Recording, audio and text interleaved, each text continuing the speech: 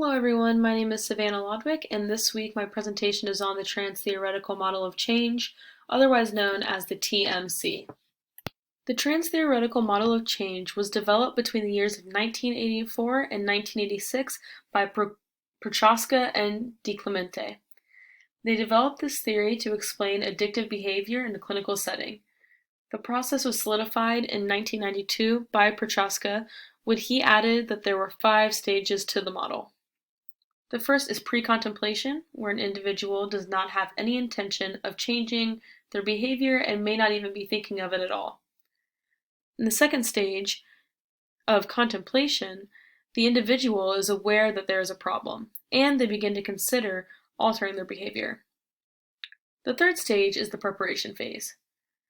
During this phase, individuals plan on taking action within the next month, after not altering behavior for at least a year. The fourth stage is the action phase, and this means that an individual has changed their behavior and has maintained it for less than 6 months. The final stage is the maintenance phase, and this means that an individual has continued their behavior change for over 6 months. Attached is my infographic for the Trans-Theoretical Model of Change. You can see that the 5 stages are listed at the beginning after a brief description of the TMC. After that, each stage of the model is discussed in further detail that is short and to the point and grabs people's attention. Finally, at the bottom is the article I read on the Trans-Theoretical Model of Change, and so it's referenced there. Primary constructs of the Trans-Theoretical Model of Change are the 5 stages of change.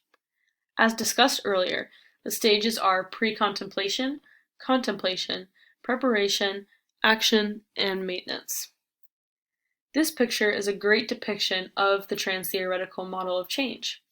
As you can see, the pre-contemplation phase is associated with the word no, indicating that there is no thinking in regard to behavior change.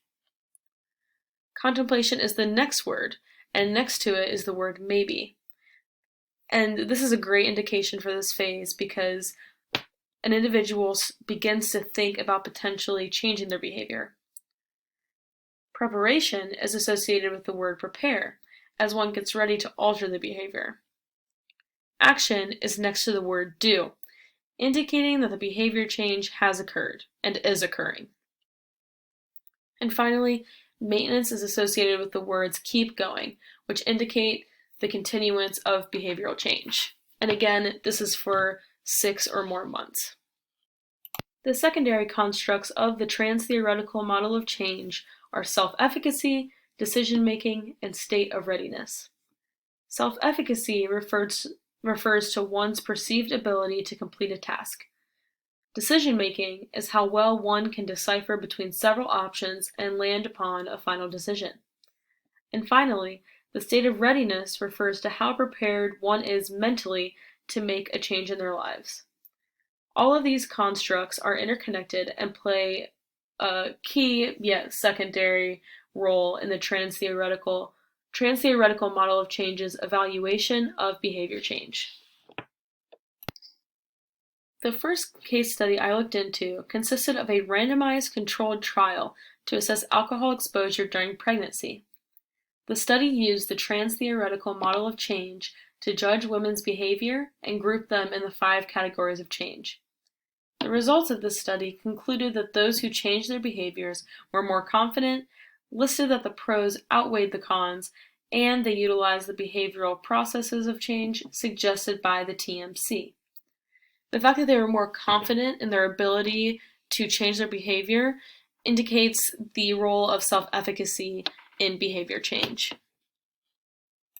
The pros of Trans-Theoretical Model of Change use in this study include its success in a therapeutic setting, meaning a group setting. The Trans-Theoretical Model of Change, along with a sense of community, called for its success. The participants also found that the pros of behavior change that were relayed through the TMC outweighed the cons. There were also sufficient levels of both those who changed and those who did not change their behaviors, so the researchers were able to compare the groups using the Trans-Theoretical Model of Change. The primary con of TMC use in this study was that it would not have been used on an individual level and produce the same results that were found in the therapeutic setting. This means that those results were not very translatable to an isolated and individual setting. Overall, the pros outweigh the cons, and the TMC was a great fit for this study. The second case study that I looked into looked for an association of where a student was on the trans-theoretical model of change phase and their motivation to change procrastinating study habits. The study found that around 70% of students procrastinate on study-related tasks like assignments, papers, homework, and studying for exams. A big revelation of this study was that a decent amount of students did not want to change their studying habits regarding procrastination. This made it a little difficult to decipher the results since a lot of students fell into this initial category of pre-contemplation. The trans-theoretical model of change was successful in finding correlations between where a student was in the TMC categories, how likely they were to change their procrastination habits, and the self-efficacy status associated with the stage they were in. A large con of the study, again, was that many students did not want to change their study habits regarding procrastination, so many of them were in the pre-contemplation phase. Ultimately, like the last study, the pros outweigh the cons, and the trans-theoretical model of change was a good fit for the study and subject. I think that the trans-theoretical model of change is a solid theory for behavior change, but if it were to utilize some aspects of the sociocognitive theory, perhaps it would be more effective in getting more people to the maintenance phase of change.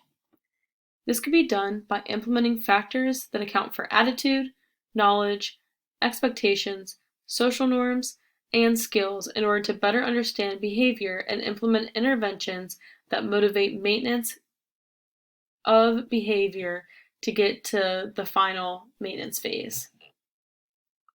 If interventions that embody the trans-theoretical model of change can get to that point, the goals of the intervention will prove to be more successful than if they left out sociocognitive factors.